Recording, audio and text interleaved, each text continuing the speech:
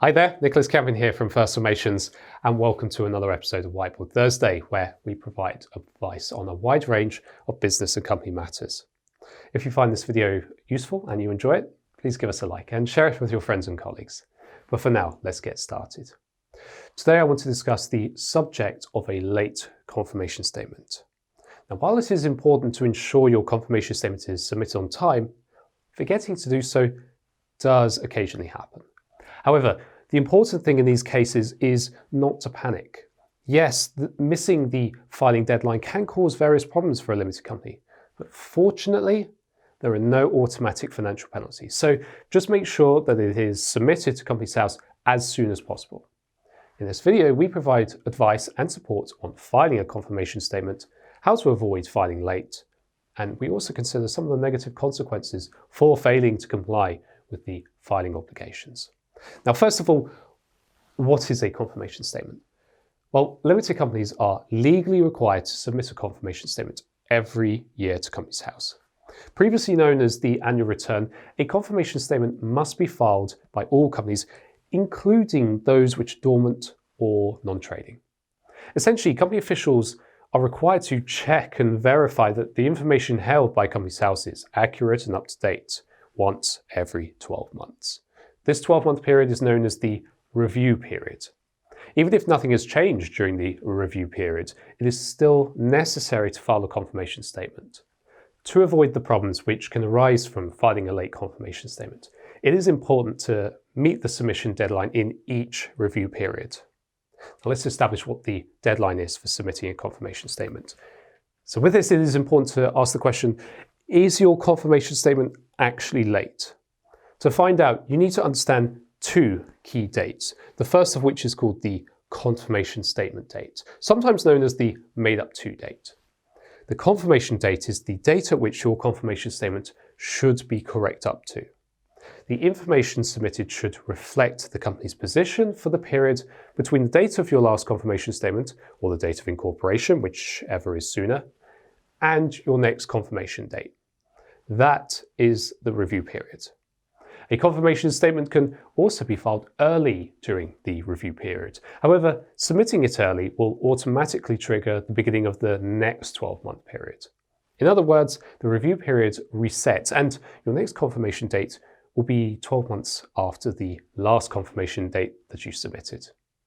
Companies may file a confirmation statement early to update Companies House of changes sooner than required. For example, if they need to show a change in shareholders earlier, or simply to ensure that they don't miss the filing deadline.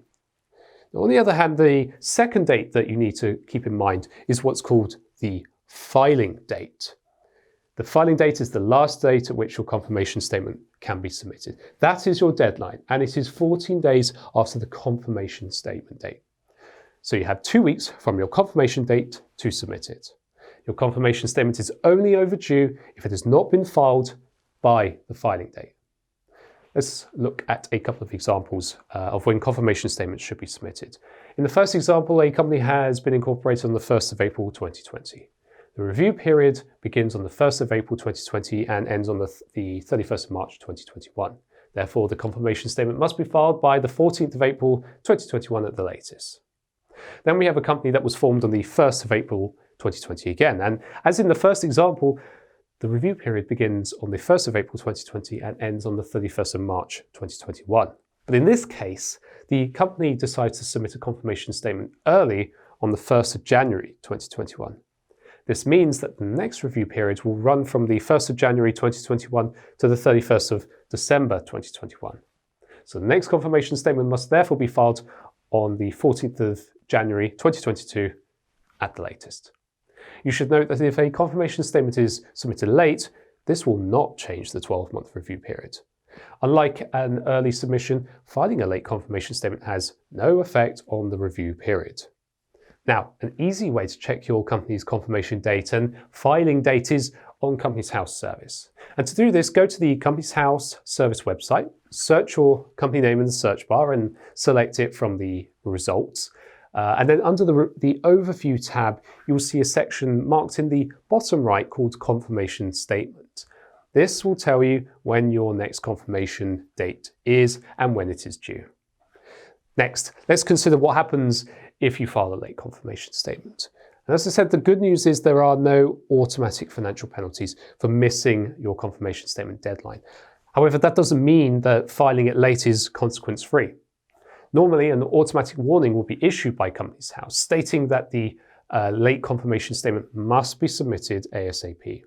You should take action immediately if you receive this to file it without further delay. Now, why? Well, because your company can be struck off from the register, and that means to be closed down, and you will no longer be able to trade. It is also a criminal offence if a company fails to file on time and ignores warnings from Companies House. Both the company and its officers may be subject to prosecution as a result of breaching the Companies Act 2006, and this leaves them open to a fine of up to £5,000. The consequence of a late confirmation statement can therefore be severe. So submitting on time is something you should make absolutely certain of. We also recommend you maintain your own filing reminders and do not rely solely on whatever Companies House might send you. Next, how should a late confirmation statement be filed? Well, there is actually no difference between the way you file a late confirmation statement and one that is being submitted on time. You should follow the same standard process. Check the details of your company currently held by Companies House by using their online company information service. Ensure any company details which are out of date are updated accordingly. This can be done using Companies House web filing. Then provide details of any changes to the Standard Industrial Classification Code, the statement of capital, the trading status of shares, and shareholder information. Finally, pay the annual fee in respect of the confirmation statement. And this will be £13 if you're filing online, but £40 if you are filing by post. Payment covers each 12-month payment period, which begins on the date the payment is made. The payment periods can be different from the review period, and this is a little bit confusing, but we'll discuss that in a short while. So far, we have discussed how to deal with a late confirmation statement, but now let's take a look at how to avoid this situation in the future in the first place. Possibly the best way of ensuring it is filed on time is to purchase the First Formations confirmation statement service, where a company expert will prepare and file it for you at a cost of $34.99 plus VAT. The service is renewable annually, so once you register for the service, you will receive reminders on a yearly basis. Another way to avoid missing the filing deadline is to submit it earlier in the review period.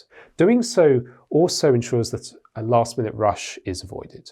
It is also possible to sign up for email reminders from Companies House, which sends out notifications regarding the due date of a confirmation statement.